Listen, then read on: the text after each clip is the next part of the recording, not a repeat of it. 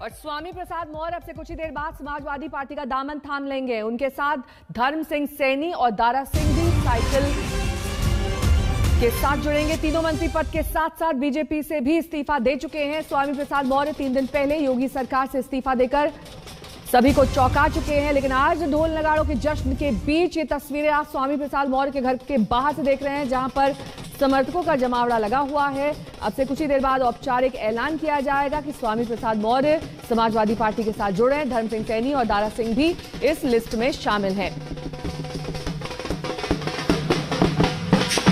ये लखनऊ में स्वामी प्रसाद मौर्य के घर के बाहर की तस्वीर, जहां पर सुबह से ही उनके समर्थकों का तांता लगने लगा है।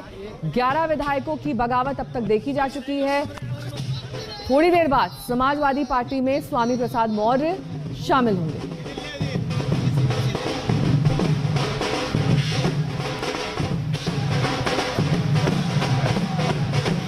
यूपी विधानसभा चुनाव के मद्देनजर आज बेहद अहम दिन है। आज सुबह से बीजेपी के बागी स्वामी प्रसाद मौर्य के धमाके का इंतजार किया जा रहा है, क्योंकि मौर्य के घर के बाहर तमाम बागी विधायक जुड़ गए हैं। ये सब समाजवादी पार्टी में शामिल होने के लिए तैयार हैं। मौर्य के बंगले के बाहर समर्थकों का जमावड़ा लगा हुआ है। नारेबाजी और ढोल नगाड़ों का दौर चल रहा है।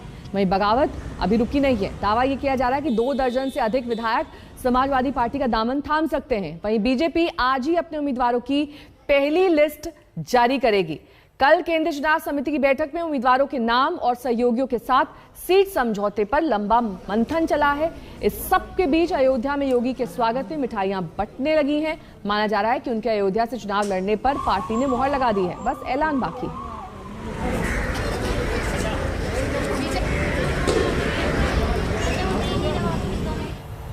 स्वामी प्रसाद मौर्य के लखनऊ बंगले पर जुटे बागी विधायक लंबे चौड़े दावे कर रहे हैं। कहा जा रहा है कि बीजेपी के तमाम दिग्गज नेता और संघ उन्हें वापस बुलाने की मनुहार कर रहा है। उत्तर प्रदेश में जो तूफान आने वाला, उस तूफान से भारतीय जनता पार्टी के परखच्चे उड़ जाएंगे। और जो हम लोग आज ज्वाइन कर रहे हैं, इसके साथ ही साथ लगभग रोजाना एक माननीय मंत्री गण और एक माननीय विधायक, 2-4 माननीय विधायकगण इस्तीफा देते रहेंगे। इस बार आप समझिए कोई रहना नहीं चाहता है वहां पर। और ये चुनाव दलित, पिछड़ा, अल्पसंख्यक बनाम भारतीय जनता पार्टी हो गया है। और 85 तो हमारा है, 15 में भी बंटवारा है। बीजेपी वाले तो अभी भी बुला रहे हैं कि आ जाओ भैया। पहले 85% लोगों ने ही तो हमारी लगाई थी नैया, अब आ जाओ मेरे भैया। 85% लोगों ने हमारी पार लगाई थी नैया, आ जाओ मेरे मल्ला भैया, हमारी नाव लगा जाओ किनारे। ये वाले लोग हैं सर। बगावत के इस दौर को लेकर बीजेपी और अखिलेश यादव में जुबानी जंग छिड़ी हुई है।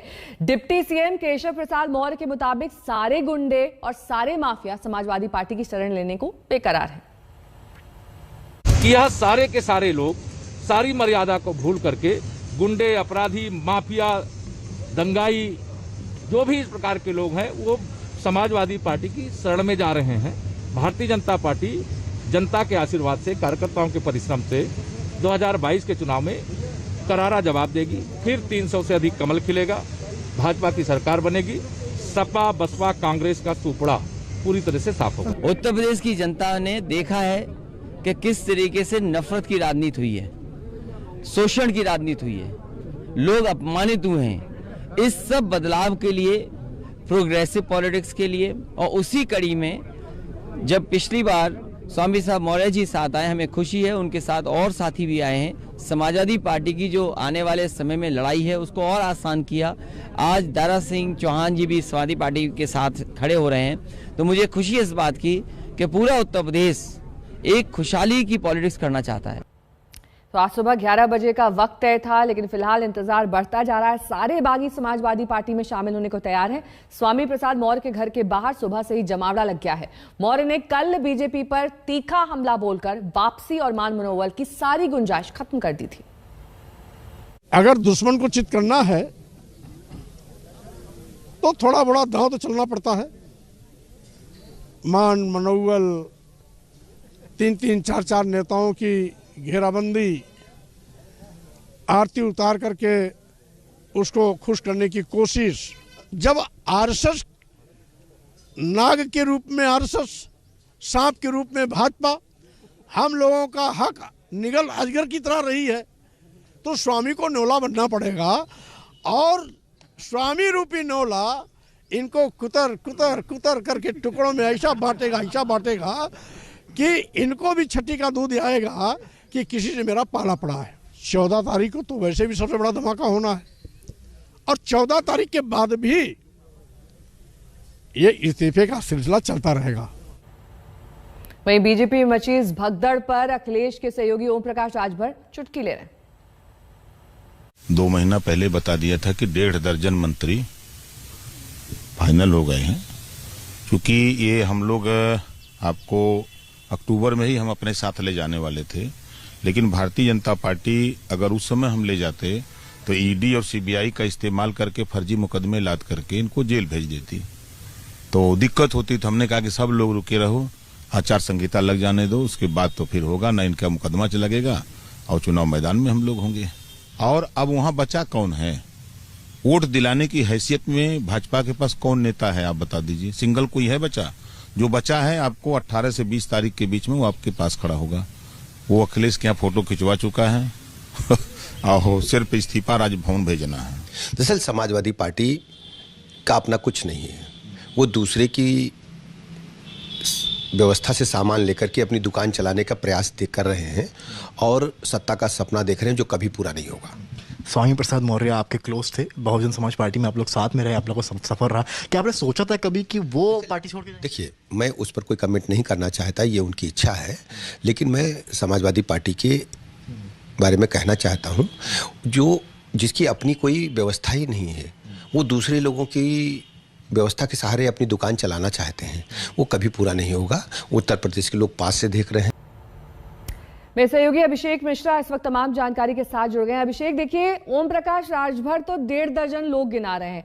शुरुआत स्वामी प्रसाद मौर्य से हुई थी, कहां पर जाके ये सिलसिला थमेगा? कुछ सुगबुगाहट तेज हुई है और कौन कौन से बागी सामने आ रहे हैं?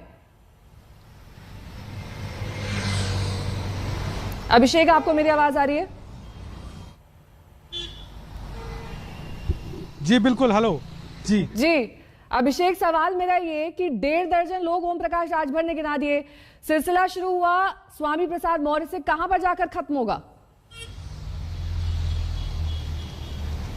देखिए, लगातार स्वामी प्रसाद मौर्य इस बात को कहते रहे कि बहुत सारे ऐसे विधायक हैं जो उनके साथ में है, 1.5 दर्जन के नाम वो गिना रहे हैं, लेकिन आने वाले समय में जिस तरीके की बातें उन्होंने पहले भी आज तक से बात करते हुए कही है कि हर एक दिन 2 से 3 विधायक टूट के सपा में आ रहे हैं। उम्मीद की जा रही है कि कम से कम 2 दर्जन विधायक और होंगे जो समाजवादी पार्टी में जा सकते हैं। लेकिन इससे पहले लगातार जिस तरीके से बीजेपी में अब एक तरीके की डैमेज कंट्रोल की तैयारी हमें दिख रही है, वो भी बहुत महत्वपूर्ण है। लेकिन आज सदस्यता लेकर के खुद अखिलेश यादव से मिले हैं और अखिलेश यादव भी बार बार इस बात को कह चुके हैं कि बीजेपी के तमाम बड़े नेता एक एक करके समाजवादी पार्टी में आने वाले हैं, जिसकी शुरुआत हो गई है।